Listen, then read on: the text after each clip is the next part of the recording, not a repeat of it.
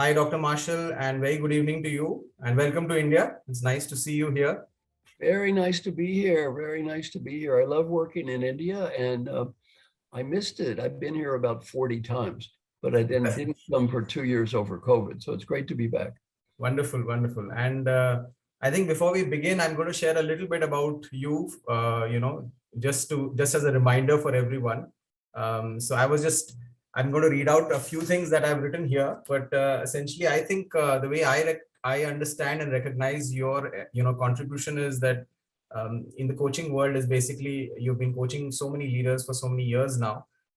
You're also the world's #1 executive coach. You are the Thinkers Top 50 Hall of Fame leadership thinker, and also you've got now 4 bestsellers on New York Times, and you've been teaching for so many years as well. So I think that pretty much sums up so many things that you've done, and you've also worked with the great Peter Drucker himself. So so wonderful to kind of speak to you, and I think.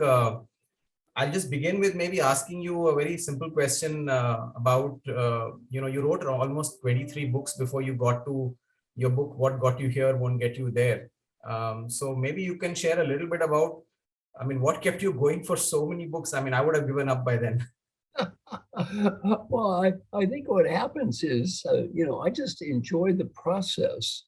I enjoy the process of coming up with ideas. A lot of the books were edited books. They helped other people. I found them good for me to keep me thinking. And so the actual outcome of did the book sell a lot of copies wasn't the issue. My first book actually was an edited book with Peter Drucker called The Leader of the Future. It was a Peter Drucker Foundation. That book sold about 500,000 copies. It was hugely successful.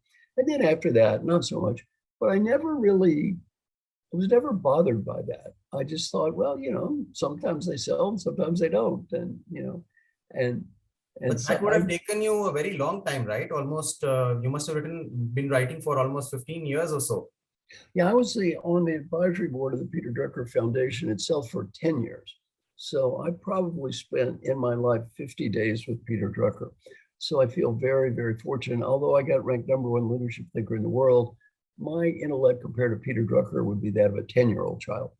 So he was a very, very smart man. So I learned many things from him. And I didn't realize until after he died how much I did learn from him. Mhm. Wonderful. Wonderful. And you mentioned, I just picked it up. You said, just face it. So I think a lot of times, when we are faced with failures, we are unable to face them. Why do you think that happens? What is the game at play there? Well, I think it's not that hard to understand. This is a large focus of my new book, The Earned Life. In my new book, the major focus: never become attached to the results of what you do.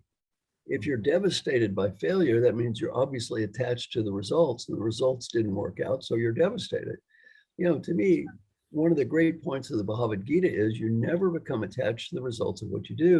Becoming attached to results is a fool's game for a variety of reasons. One, it's a fool game because you don't control the results. There's a lot of other variables beside you that control the results. And two, what happens after you achieve the results anyway? Let's assume you succeed. Well, how long does that make you happy? A week? 2 weeks? Not much longer. I'm a Buddhist. There's a Buddhist term called the hungry ghost. The hungry ghost is always eating but never full. Well, it doesn't matter how much you, quote, succeed. How long does that bring happiness and peace anyway? Not very much. See, one of my clients is Albert Verla. He endorsed me in the book. And, Albert was a SEAL Pfizer, or is a SEAL Pfizer. And I said to him, how's it going? Pretty good, came up with this cure for COVID, save 1 billion lives. That's pretty good. And CEO of the year, and wrote a book, and employee engagement's high, and company's doing great, and stocks are high. I said, what's your problem? He said, I have a huge problem. Next year. Michael Phelps won 25 gold medals. What do you think about doing after winning the last gold medal? Killing himself. Well, when you become attached to results, you can't ultimately win. And I think the important thing is show up, be happy, do your best, and make peace. Look at the Bhagavad Gita. Sometimes in life you have two choices. One choice is called bad. The other choice is called worse. What's the whole point of the Bhagavad Gita? Pick bad, make peace, and live with it, right? Uh, but tell me a little bit about this whole notion around fears, for example, right? We all have the fears, and sometimes those fears prevent us from achieving big things. So what fears did you have in your childhood or growing up, and how did you overcome them?